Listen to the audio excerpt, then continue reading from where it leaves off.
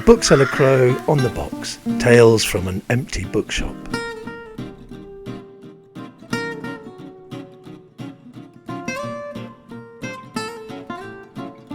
So you're recording? I think I am. I hope I am. You are. Sorry, my box here. Good evening, everybody. This is from the preface of my new book, 50 Things About Us, Things You Need to Know About Britain. This is the preface. Every serious person should wake up screaming at least once a week at the thought that Boris Johnson has become a Prime Minister, let alone our Prime Minister.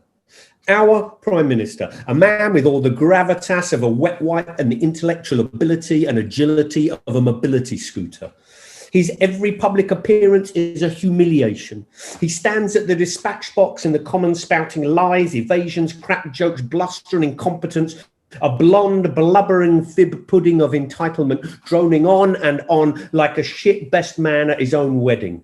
Every Prime Minister's question time is a televisual car crash involving a Massey Ferguson of reality and the clown car that is Johnson's mind. In a just world, Johnson wouldn't be Prime Minister, but would be doing the job he was actually born to do, namely an overly familiar estate agent driving a Foxton's Mini around Chelsea and bumming a bump off of his best mate Govey. Britain has a collapsing economy, the most catastrophic response to a public health crisis in the Western world, bar the era of Trump's America. Rising child poverty, and we have a non-functioning democracy that allows a cabal of hard-right free marketeers to bypass Parliament. We have ended up living in a country with less international standing than a bag of Haribo. We are a joke, led by a man who makes the classic error of the desperate attention-seeking, confusing laughing with laughed at, and thinking as long as people are smiling, they like him. They don't. They really don't. How on earth did we get to this point? The short answer to this question is Eton. So if you're the sort of person who's light on reading and big on supposition, you can flick to the end. Some 20 out of our past 55 prime ministers went to Eton. It is remarkable as it is as remarkable as it is despicable that in a representative democracy, over a third of the country's prime minister went to one school. We live in an autocracy. Boris Johnson, Eton. His right-hand man, Jacob Rees-Mogg, Eton, leader of the House. Mogg is a man who carries such an aura of superiority that he makes the Queen feel middle class. I bet she twitches at the nets when he visits and yells over her shoulder, "Get the posh biscuits, he's here." I'll go further and bet that when he walks in the room, the Queen curtsies. All told, there is something deeply jarring when Johnson and Rees-Mogg wrap themselves in the flag of populism, claiming kinship with the working class and winning seats in Labour's former heartlands in the north. Of course, Rees-Mogg doesn't actually care about Wakefield or Doncaster. As far as he's concerned, he'd put them all down the pit again, not for profit, just for fun. His type of small state Toryism loves deregulation and regards industrial accidents as merely being the natural expression of the free market. The more people who die at work, the freer we are. Johnson and the North are not natural allies. It was Brexit that did the heavy lifting for the Tories. Now, before you peg me as some kind of EU flag waver, let me hold you right there. I was a reluctant Remain voter. There are perfectly reasonable critiques of the EU, which has hardly proved itself to be a benign democratic force when it comes to Greece, Spain and Ireland, forcing a democratically elected government and public policy to change at the whim of finance. I attended one Remain march and felt immediately out of place. The place looked full of people with up-to-date CVs, not my tribe at all. I voted Remain because I thought Leave was reliant on appealing to racists and Little Englanders. Patriotism is often the point where history and advertising intersect. And it was that brand of nationalism that Rees-Mogg and Johnson attempted to sell. It's a brand that can only hark backwards, a nostalgic nationalism built on half histories and wishes. Remember when Theresa May, 4 months after the referendum, described her vision of the future as a red, white and blue Brexit? Of course, she would choose those colours. She's hardly like to say she wanted a shite brown Brexit. May hoped to chime with that non-specific, blurry vision of national pride, the church fates and cricket of John Major, and the things were better before they were here of Nigel Farage. The kind of patriotism where the poetry of John Betjeman sits alongside blaming migrants for TB. But that is not our story. In fact, it's far from the narrative that so many of us are part of. Now, I personally think we should name lockdowns in the way that we name storms and hurricanes. During lockdown Cummings, the first one, I spent my time with my 85-year-old mum in South London. Obviously, I love her. I wouldn't have spent 5 months living in a 2-bedroom ground floor flat with her and her adopted mongrel hound, which is a basket case in every sense and has its own emotional support dog. In many ways, my mum epitomises a 1940s childhood. She cannot relax unless there's a faint whiff of Dettol in the air. She doesn't believe in sell-by dates. What do you think God gave us a nose for? And she's always overstocking everything because you never know who's coming round. I once said to her in exasperation, "You could feed a regiment for a week," to which she replied, "Well, we've got a big family, love." To be fair, she has many amazing qualities. She is incredibly generous and surprisingly kind. She used to be a nurse training for her midwifery in Glasgow, and so was our neighbourhood first aid post. For most of the kids in our street, at some point, she bandaged them, swabbed them, or took them to hospital. She also swears like a Squaddy's parrot. On one occasion during lockdown, she shuffled into the kitchen and shouted, "Bollocky, bollocky, bollocky, bollocky, bollocky, bollocky, bollocks." And when I said, "What's up?" she said, "Oh, fuck, I've forgotten why I was swearing." During the 5 months of lockdown Cummings, we annoyed the hell out of each other, deliberately winding each other up. Out of nowhere, she would announce, "I know you don't like him, but that Boris Johnson is working very hard, Mark. He's in a difficult position." And each time as I inhaled sharply before reacting, I would catch her with a grin on her face that said, "Gotcha." She wanted a fight, any fight, just to cut through the boredom. And I was not entirely without fault. Each day, as she sat in her chair watching the morning news, I'd perform an improvised modern ballet in my pants and T-shirt in front of the television before she finally would shout, "Will you fuck off? I don't want to see the elephant tango. I want to see the fucking news." But each Thursday after tea, she would look at the clock and say, "Don't forget your pot and spoon." And each Thursday, I would borrow a saucepan and a wooden spoon, stand outside and bash the hell out of it during the clap for carers. I'd re-enter the kitchen and she would glance down at the battered wooden spoon, observing, "When this is over, you're going to have to get me some new ones." I found the spontaneous outpouring of support and love for the NHS and the care workers in the face of an incompetent government incredibly moving. And if I was to have a brand of nationalism, this would be it. Cheering for the underdog, clapping for the migrants, the low paid, and those who would normally be ignored and unloved, while in the background would sit my mum's overstocked cupboard in case they popped round for tea. Brilliant, thank you. Yeah. 50 things about us. Yeah. Which seems to me to be a lot about decoding self-delusion of pretty Brexity kind of idea of what Britain is. Would you say that was? Yeah, that's how it started off. Yeah, I wanted to look at a lot of the thing about Brexit, and as I said, I'm a reluctant Remain voter. The thing about Brexit is it was all about emotion.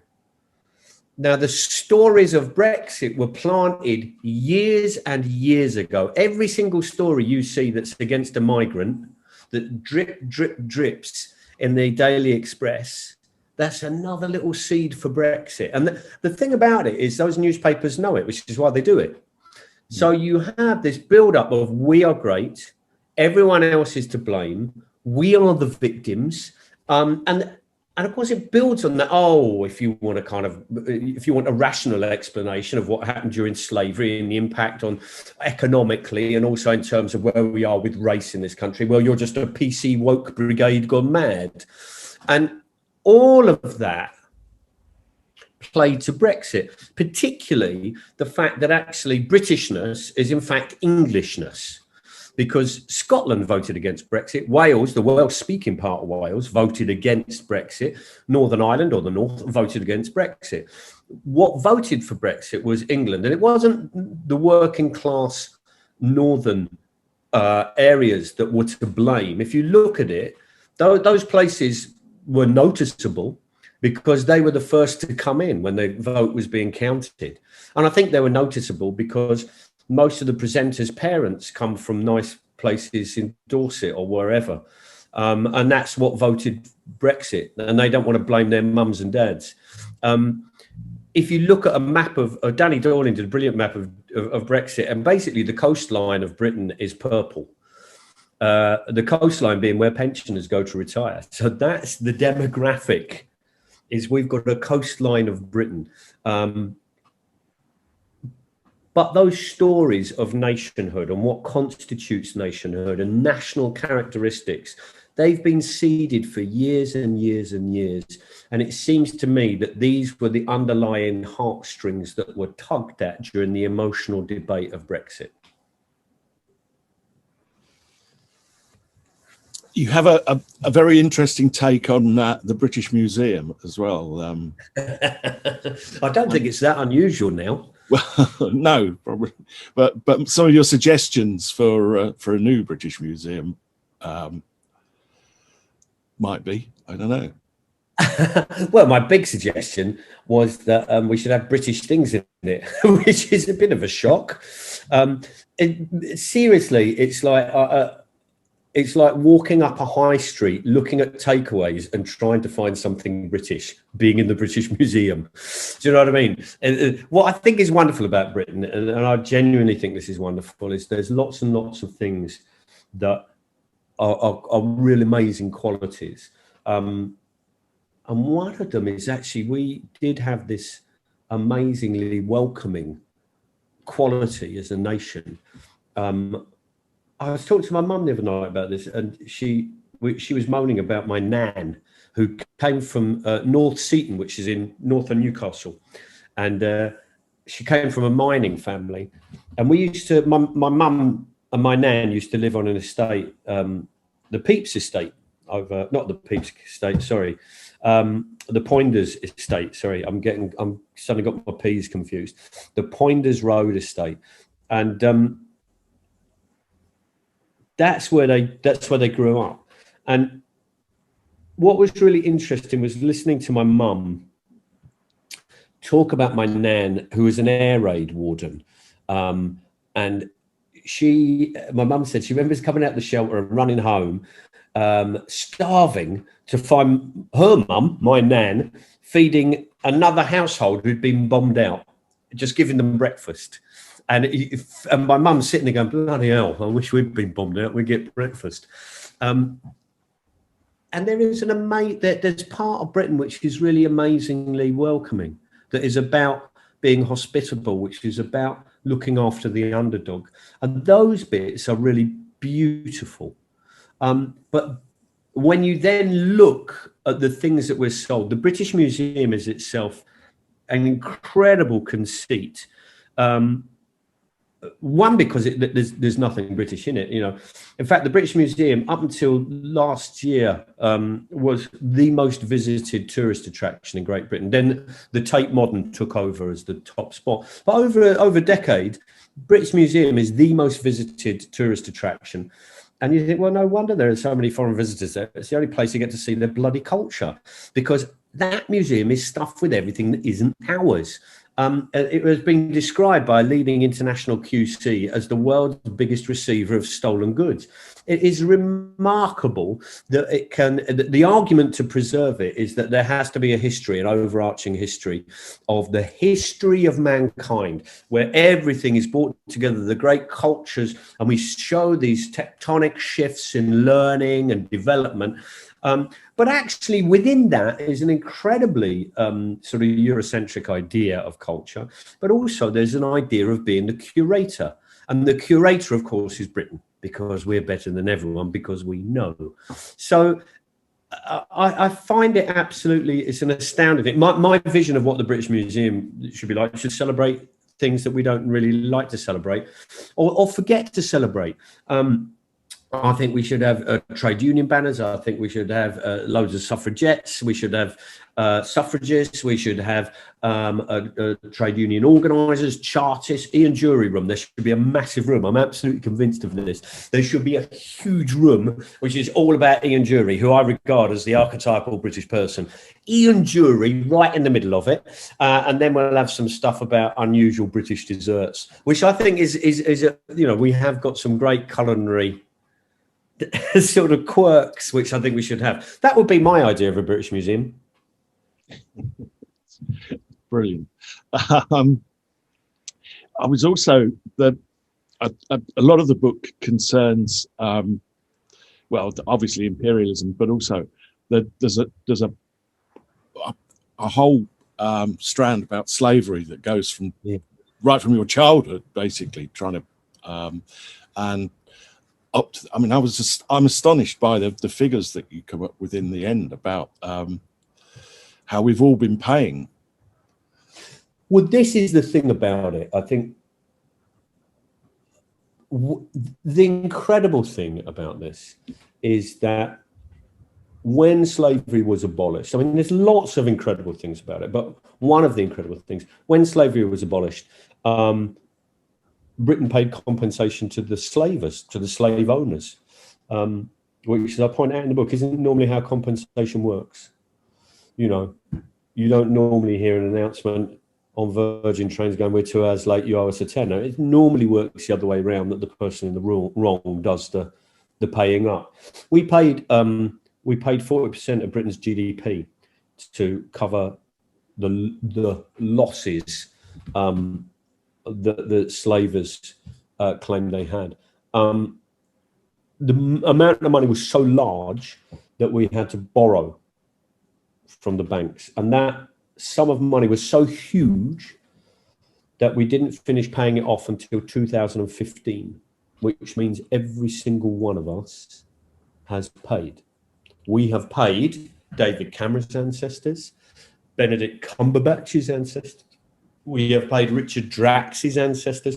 We have paid for them who have enshrined their money and their wealth to keep it, to send their children off to Eton and whatnot, and enshrine that privilege. We've paid for that. We have paid for that.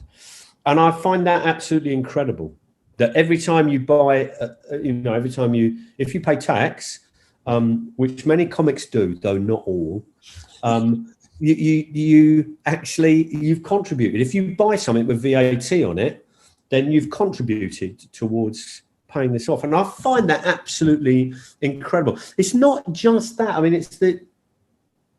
I think it's our refusal to accept that. I think the thing is if you tie yourself up with the past, as Britain does, British history, or rather British politics, it wraps itself so much in. Who would have thought that World War II would be so fucking important to the history of Britain now? Do you know, who would have bloody thought it? Absolutely incredible. You know, you've got football fans, well, not all of them obviously, but there are a certain section of international who are still playing the Great Escape music and sort of, you know, whistling the war songs and all of this. And you just think this is nuts. You know, 2 World Wars, 1 World Cup. You know, which is insane. All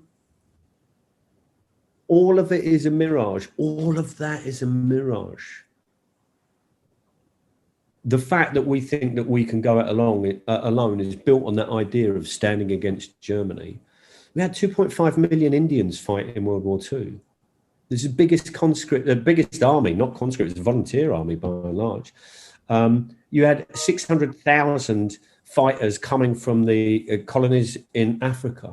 That's over 3 million Black and Asian fighters, you know, and you just think, when you say stand alone, Britain stood alone against the Nazis, that really isn't quite the case. So for me, the book was about unpicking those things. And it was just about, you know, I described the book as a long leaflet and how to pick an argument in a pub. Yeah, I mean, you could pick your pub, I guess. But, yeah, pick your pub. And also wait until it's open. You've got a very interesting take on statues as well, statuary. I mean, I'm very taken by Field Marshal Earl Haig on a, I think you can see that there, on a space. Yeah, you can.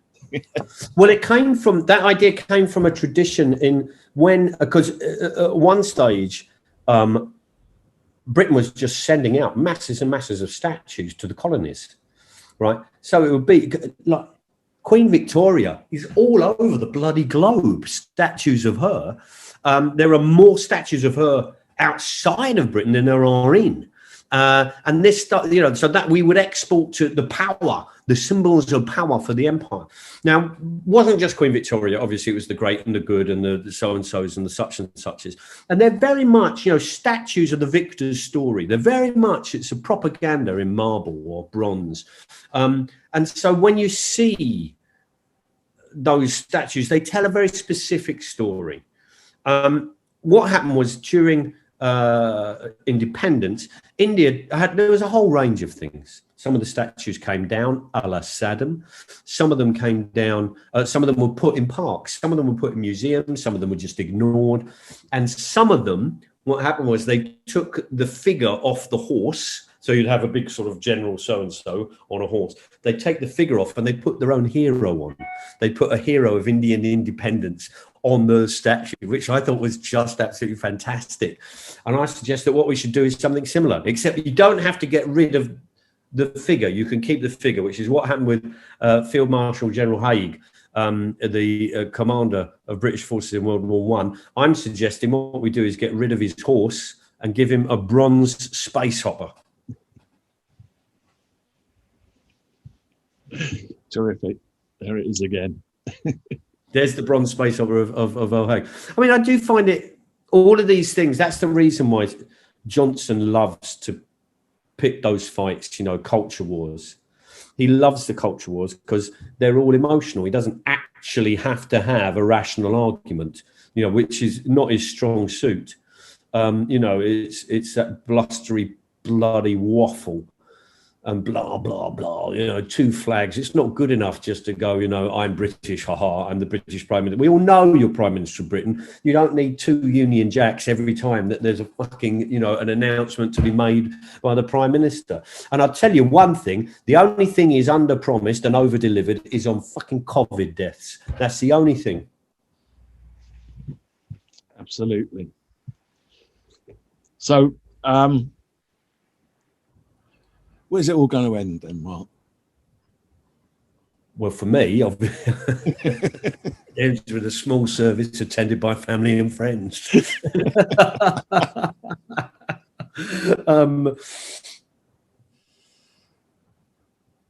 It's very, you know, it's that great Mao Zedong quote, you know, about the French Revolution. How do you think the French Revolution affected history? He said it's too early to tell. You know, it's I don't particularly enjoy, nor do I take particular pleasure in the dreadful apocalypse economically and socially of Brexit.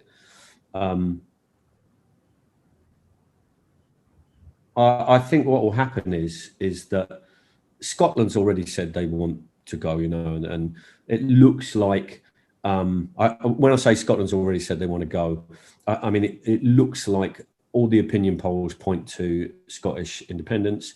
and it looks like, and Brexit did that, and it looks like Sturgeon's on course for a landslide up there, and saying that she will institute a referendum on independence. I think also there's a border poll. You know, the issue of the border poll over in the north of Ireland. You've got there's a poll published, I think today, where it said that the majority of people in the north want a border poll, and actually the results were 52-48. I don't know what it is about those figures, but the thing about it is I mean, I talked to a lot of unionist politicians as well as nationalist politicians, and the progressive unionists, and there are some, are fascinating and important people. They were the people who they really pushed. People like Dawn Purvis, who used to be part of the Progressive Unionist Party, and she was the leader of it. When David Irvine, who used to run the PUP, I mean, he was a terrorist. I mean, he was in the H blocks. He tried to plant a car bomb, but he was the person that led the loyalist paramilitaries to the peace table.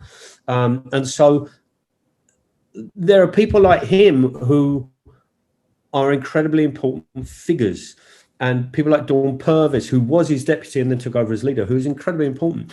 The PUP were the only political party at one stage to actually have a policy on a woman's right to choose, and they were for it. And they've been involved in those calls. What's fascinating is watching progressive politics sort of take place within the North, in terms of not just nationalism, not just sort of like, you know, getting rid of the kind of historical wrong, but also of saying, okay, we've got to take the unionists with us. And what's fascinating now is seeing unionist politicians talk about how they need to be leading unionism to a point where it can exist in a united Ireland. That's a really fascinating and exciting development. The idea that unionism, that there will be a distinct minority in Ireland that will be unionists, and they will have their cultural identity within the united Ireland. That's thrilling to me. The idea of an independent Scotland is absolutely thrilling. It has such a rich history of independence as a nation before interference. Wales, I think what's really exciting is the growing sort of movement now for Welsh independence. So I think what will happen is that Wales, Scotland and Ireland will leave the Union, and it would be very funny if a united Ireland, Scotland and Wales decided to form some kind of, I don't know, United Kingdom, leaving England out.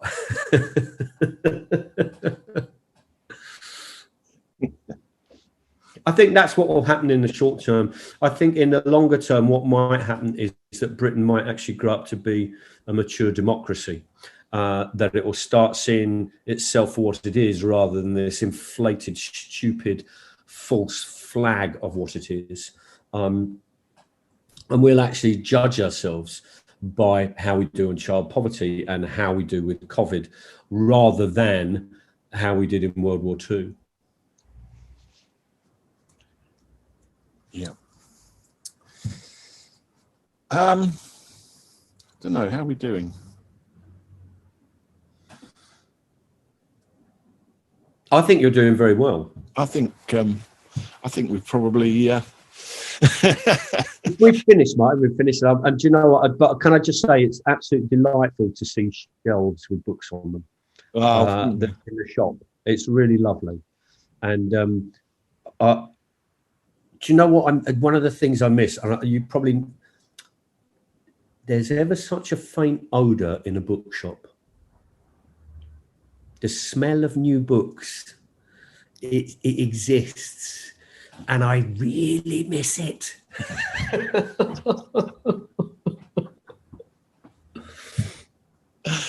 Well, thank you, Mark. This has been the first episode of what I'm calling season 2 of Talks from an Empty Bookshop. We've got copies of Mark's book. You should buy them. I'm sure Mark's got copies of Mark's book. You should have got templates, signed templates over. Yeah, they haven't arrived yet. I don't know. No, but you should have signed templates. They are in the post. I've put them in there. Ah, yeah. Well, the post is another story at the minute. I missed you. Sorry, the post is another story at the minute. It's hopeless. I know. I know. It's getting your post is like a scratch card. You don't know what the bloody hell how it's going to work.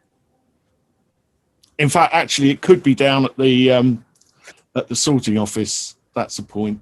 Yeah, which is only open between about 7 and 9 in the morning. Well, listen, it's been a delight. It's been a delight to be with you. I've got an aubergine in the oven, which I'm going to go and sort out. All the best, man, and all the best to all your browsers, your customers, and your staff. Brilliant. Thank you. Thanks, Mark. Absolute pleasure. Take care. And you. Cheers. Bye. Ta-da.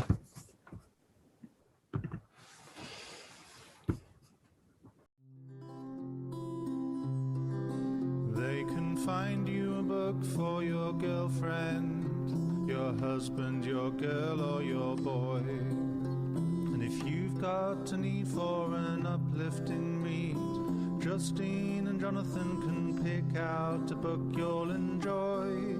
What a book at the Bookseller Crow on the hill. What a book, what a book at the Bookseller Crow on the hill. Crystal Palace Hill, that is. But you can order one.